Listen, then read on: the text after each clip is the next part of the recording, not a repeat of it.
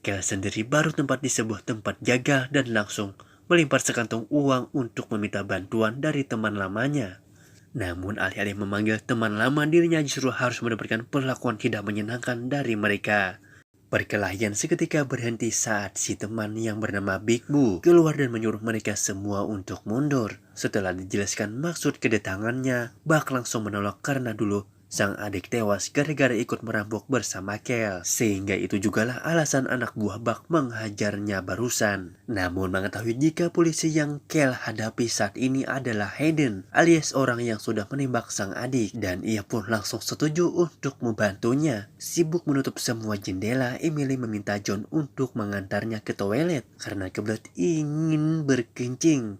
Dan setelah mereka akan kembali ke ruang tamu, Emily mulai mengacaukan mental John dengan mengatakan bahwa ia pernah memergoki Laura yang sedang berselingkuh dengan Danny, rekan sekantornya. Entah benar atau tidak, si John tetap pada keyakinannya jika Laura istrinya bukanlah wanita murahan yang Emily ceritakan. Beruntung Nas keburu datang dan membawa Emily ke ruang tamu untuk diinterogasi. Namun saat sisi tanya jawab masih dengan berlangsung. Ratlin yang sejak awal geringsing pun justru malah membanting-banting piring tak jelas. Sehingga inilah yang terjadi.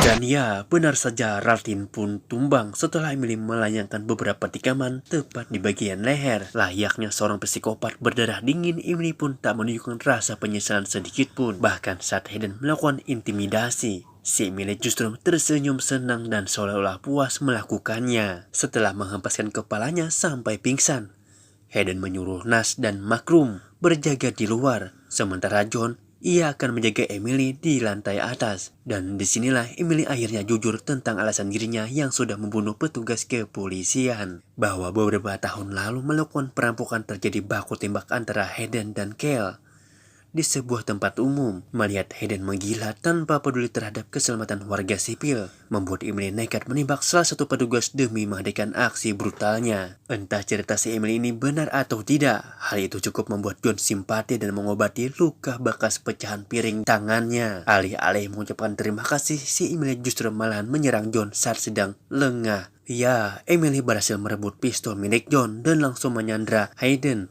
Hal itu tak berlangsung lama. Setelah Nas dan Makrum masuk ke dalam untuk membantu, tak ingin ambil resiko terburuk, Hayden langsung menyuruh mereka menjatuhkan senjatanya dan menyuruh Emily pergi dari rumah ini. Beruntung Danny datang tepat waktu sehingga Emily bisa kembali diamankan karena John dianggap tak becus dalam mengawasi. Hayden menyuruh Makrum untuk memborgol Emily di kamar atas. Setelah keadaan kembali kondusif, John yang penasaran mulai menanyakan dari mana Danny bisa tahu lokasi saat ini. Danny menjawab jika ia sudah menelepon Gun berkali-kali namun tak diangkat, sehingga ia berinisiatif menghubungi Laura untuk mengetahui keberadaannya. Disinilah John teringat dengan perkataan Emily tentang Laura yang berselingkuh, tapi untuk saat ini ia memilih mengesampingkan urusan pribadi dan tetap fokus dalam misi ini. Dengan fakta bahwa Hayden tak pernah setengah-setengah dalam bertindak, Kel langsung menyusun rencana untuk segera melakukan penyerangan. Bahkan Big pun punya dendam pribadi, dengan senang hati akan memberikan kembali semua uang dari Kel bagi siapa saja yang bisa membawa kepala Hayden dalam tas ini. Karena tak mungkin melawan pasukan dengan personal yang sedikit, Hayden meminta John untuk mendatangkan beberapa sheriff lagi untuk membantu. Namun karena semua personel masih bertugas di lapangan dan yang tanpa sepengetahuan, semua orang pun diam-diam menelpon teman pemburunya untuk datang kemari dengan iming-iming imbalan yang tak main-main. Bukannya dibubarkan, Hayden malah menyuruh mereka masuk dan berjaga di pintu belakang. Tak ingin membagi hasil dengan orang asing, Makrum dan Nas pun komplain atas tindakan Hayden yang asal-asalan dalam merekrut personel. Karena faktanya mereka berdua bukanlah polisi yang seperti dibayangkan, melainkan dua pemburu bayaran yang sengaja Hayden sewa untuk menghabisi si Kyle. Merasa kesempatan ini tak akan berjalan mulus, Nas menelepon seorang untuk menjemputnya. Yeah, perfect. Okay, yeah, get here quick. Entah siapa orang itu, John yang melihat gelagat mencurigakan pun memutuskan untuk mengumpulkan ponsel semua orang yang ada di dalam rumah dengan alasan agar kejadian seperti ini tidak terulang lagi. Saat sedang memeriksa semua ponsel itulah ia akhirnya percaya dengan ucapan Emily yang menyebut Laura telah berselingkuh. Hal itu terbukti dari isi set ratusan panggilan masuk antara istrinya dan Dani. Sehingga dengan penuh amarah John langsung menghajarnya saat itu juga. Tanpa semua orang sadari, Makrum dan Nas pun diam-diam menyelinap ke ruang belakang untuk membawa Emily pergi dari sini. Di mana Hayden yang mengetahui hal itu pun langsung mengajak semua orang untuk melakukan pengejaran. Dan inilah yang terjadi. Akibat baku tembak barusan, Makrum dan Nas pun tewas setelah John menembak di batoknya.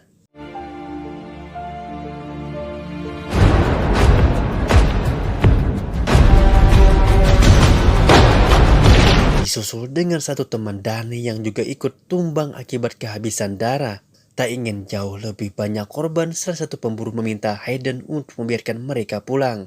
Namun karena semua orang sudah ikut terlibat, mereka hanya boleh pergi setelah berhasil menghabisi Kel. Di sana John kembali menghampiri Emily dan menjelaskan jika apa yang dikatakan tentang Laura adalah benar, yang menanyakan kabar dirinya dan Dani. Di tengah perbincangan yang sedang berlangsung, ia mendapatkan telepon dari istrinya. Namun setelah John mengetahui perselingkuhan mereka, ia langsung menceraikannya saat itu juga. Tak lama John mendengar ribut-ribut antara Hayden dan Dani mengenai teman-temannya yang saat ini merasa takutan. Ditambah ada satu teman yang sedang sekarat sehingga John meminta Hayden untuk membiarkan mereka pergi daripada menjadi beban dalam pertempuran nanti. Singkat cerita, tibalah Kel di depan rumah dan langsung dikejutkan dengan beberapa mayat yang telah baku tembak siang tadi. Kel menyuruh mereka semua untuk menimbak habis semua orang yang ada di dalam sana dan mengeluarkan Emily hidup-hidup dari dalam sana. Sementara Hayden mengamankan pintu depan. Dani pergi ke belakang sebagai antisipasi jika pasukan Kel masuk lewat sana. Namun alih-alih berjaga, Dani yang pada dasarnya seorang pengecut pun malah memanfaatkan kelengahan mereka untuk kabur.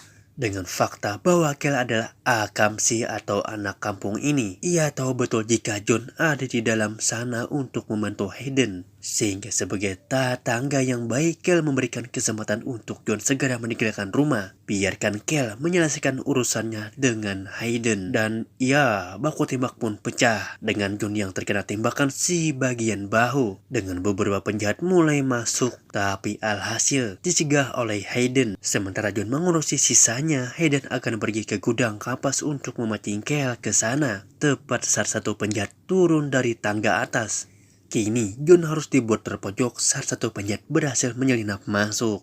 Melihat luka di bahunya semakin parah, Emily berniat menolong dan meminta John untuk segera melepaskan borgolnya. Sehingga John yang sudah tak punya pilihan lain pun langsung membuka borgol itu. Beralih ke gudang kapas saat Hayden masih sedang baku tembak. Meski usianya sudah tak muda, Hayden masih terlihat Hayden masih lincah menghindari serangan demi serangan. Bahkan Kyle tampak kesulitan karena Hayden sudah bersembunyi di balik tumpukan kapas. Kyle langsung membawa semua orang hasil jarahan yang dikubur di halaman depan rumahnya. Tak lama ia dihampiri oleh Emily yang tampak marah gara-gara Kyle lebih mementingkan uang itu daripada Emily yang merupakan istrinya sendiri. Di tengah pertengkaran yang sedang terjadi, muncullah John yang sambil menundukkan senjata dan meminta mereka berdua untuk menyerahkan diri. Meski Kel sudah membujuknya untuk berdamai, John tetap pada pendiriannya dengan akan menegakkan keadilan. Dan tiba-tiba saja, ya, Emily nekat menghabisi suaminya sendiri demi mengakhiri semua kekacauan ini. Tak lama muncullah Hayden yang ternyata masih hidup setelah tembakan tadinya hanya menganuhi rencananya, yang karena tak reda melihat Emily masih hidup. Hayden pun bermaksud untuk menghabisinya. Tetapi setelah semuanya selesai, John pun membiarkan Emily pergi meninggalkan kota ini. Selang beberapa jam meninggalkan lahan pertanian, kita akan diperlihatkannya dengan satu anak buah Big yang berhasil selamat dan menyerahkan kepala Hayden untuk menagih kesepakatan